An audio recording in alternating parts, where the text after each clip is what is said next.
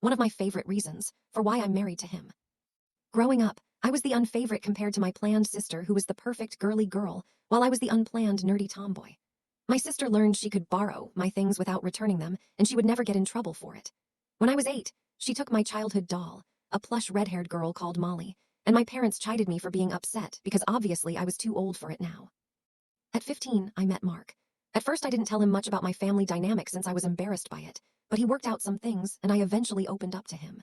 A year later, when we were 16, I told him that story while showing him some baby photos. He asked me if I ever tried to get Molly back, and I told him that if I ever went into my sister's room, I'd get hell for it. Taking something of mine back was considered stealing. I thought that was the end of it, but I later learned he was hatching a plan. The following Friday, his school had a day off, so he waited until he was sure everyone was out of the house and came over, entering with the spare key he knew we had.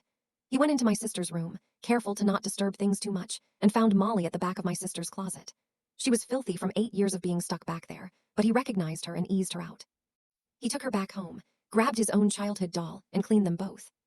When I came over the next day, it took me a couple of minutes to notice her. I hadn't seen her in half my life at the time. Then I noticed and was confused. Did he go out and buy me one? Then I realized that no, that was her. He told me what he'd done and offered to keep her in his room so my sister couldn't take her again. I just nodded. I couldn't believe he'd done that for me. I grabbed Molly and hugged her, almost crying. It wasn't just about the doll. It was the fact that he knew what it meant to me and what it would mean to have her back. He wouldn't get anything from it, and I never would have asked to get her back. I had resigned to the idea of her being gone forever. That was when I knew I could count on him, that he really did care about me. It was also around the time I started considering marriage as less of an if and more of a when.